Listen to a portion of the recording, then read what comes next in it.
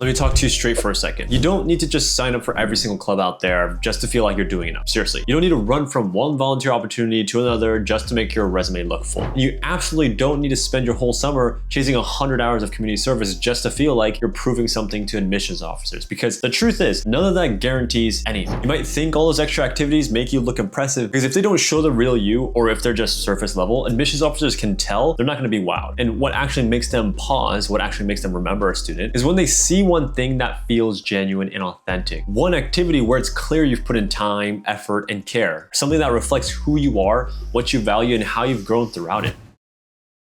Don't misunderstand me. I'm not saying you should only have one thing on your activity list and call it a day. That's not the message here. The point I'm trying to make is that the depth matters way more than just checking off boxes. Going deep with just one or two meaningful commitments, that would carry way more weight than juggling 10 random ones just for the sake of juggling 10 random activities. Because with no real direction, you're not really moving the needle forward. But here's the thing, so many students fall into this same exact trap. They think if they just fill in all 10 Common App activity slots, they're set. They believe more equals better, right? But that's a myth because they're not going to be looking to see how busy you are. It matters more about what you're getting busy with than if you're just busy at all. And one strong, well-developed, and purposeful activity for your own perspective, that sends a way louder signal than a dozen forgettable ones ever could. So picture this for a second, right? You're an admissions officer. You've been sitting at your desk for literally hours, reading application after application after application. Your coffee's gone cold and your eyes are tired, and you still literally have, physically, you can see this, a mountain of essays to go through. So you open the next one, hoping for something that grabs you. But then at first glance, application looks solid. There's 12 different activities listed.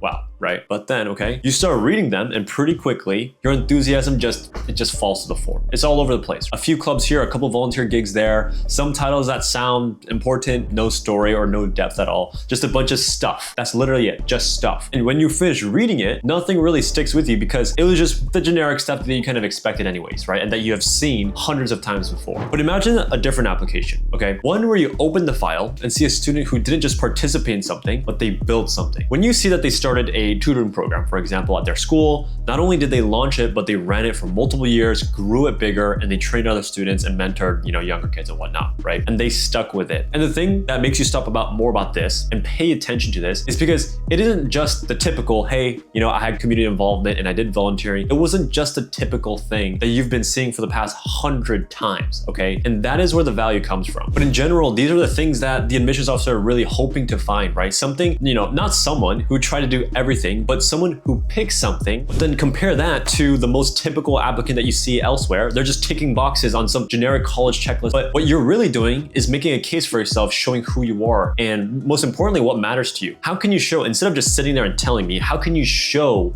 what matters to you? A story that tells where you've been, what you've worked on, and how you've grown, and where you're headed next, right? Ideally, which is that university that you're applying to. That's what makes your application feel alive. It should have momentum. It should have a level of direction that I can predict where you're gonna go in the next year, 2, 3, 4 years, okay? The strongest applications don't just look polished. They feel personal and unique to that person. You don't need to be in 5 different honor societies just for the sake of being in 5 different honor societies. And you don't need a stack of titles like treasurer, secretary, vice president, or something like that. So think about it. What if you chose one thing, right? Just one thing that you actually built something around. Let's say you started, a free coding bootcamp for middle schoolers in your area. Not just a fun one, but you made it like real for these kids, right? If you were to just sit there and just point at a presentation every single week and just tell them, hey, do this, do this, do that. Like that is the most boring thing ever, right? Who the hell would want to pull up to that? Even if you're a middle schooler, unless they were forced to sit there, no one would come with you. No one would join you because you wouldn't even be there if you were that student. So the question is, you have to think about it from their perspective. If you were that student, what kind of program, what kind of summer camp would you want to be a part of? And if you can build that, people will come and it will grow and more people would want to work with you. That's where the real leverage comes from, because that's when you can tap into other people's excitement, interest, and time to build further outside of what you can do by yourself. So here's what I want you to do, and don't just nod along, okay? Take a moment and zoom out, okay? Look at literally everything else you're involved in, whether it be clubs, hobbies, side projects, whatever, and ask yourself literally just this one question. What is one thing you're already doing that you could go deeper with? Because here's the thing, when a lot of people ask me questions, hey, what extracurriculars do I do?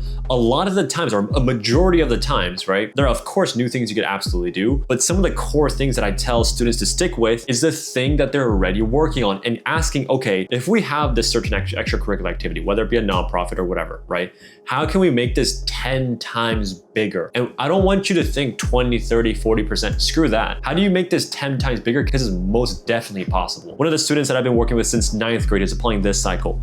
He's working with 13 high schools. You can imagine how many high school students he's working with, hundreds.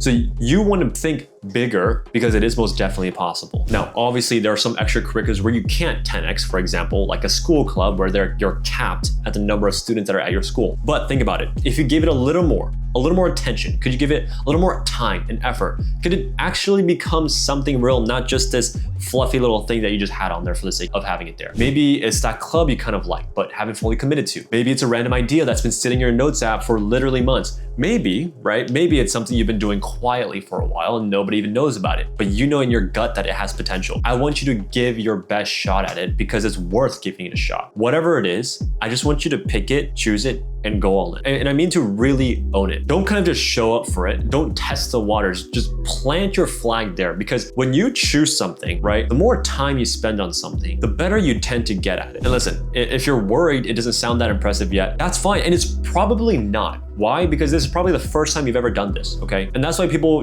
reach out to someone like us, where we've done it literally 100+ times when building, extracurriculars and stuff like that. But when you first start out, it doesn't have to be some super shiny summer internship or a name brand research project. That's not the only path that's out there. Your thing could be the art you post on Instagram, or the small business you run from your bedroom, or your YouTube channel where you talk about your favorite books, or the podcast no one listens to yet, but you're consistent with it. Like whatever it is, it just has to be real and most importantly, impactful. But anyways, once you finally locked in your extracurricular story, the next big move is figuring out how to write about it, especially in your personal statement. So I actually wrote about this, the top 5 types or the 5 types of college essays and which one you should write. So I'll just be walking you through all the types of essays that a lot of people talk about and how to tell a story in your own way that actually hits. So I can see you there. Now, we did also launch the Inspirate Launchpad program. So this is a 7-day program, much shorter, much more affordable and accessible for everybody. But if you're interested in that, the link is in the description. Right now it's at $229.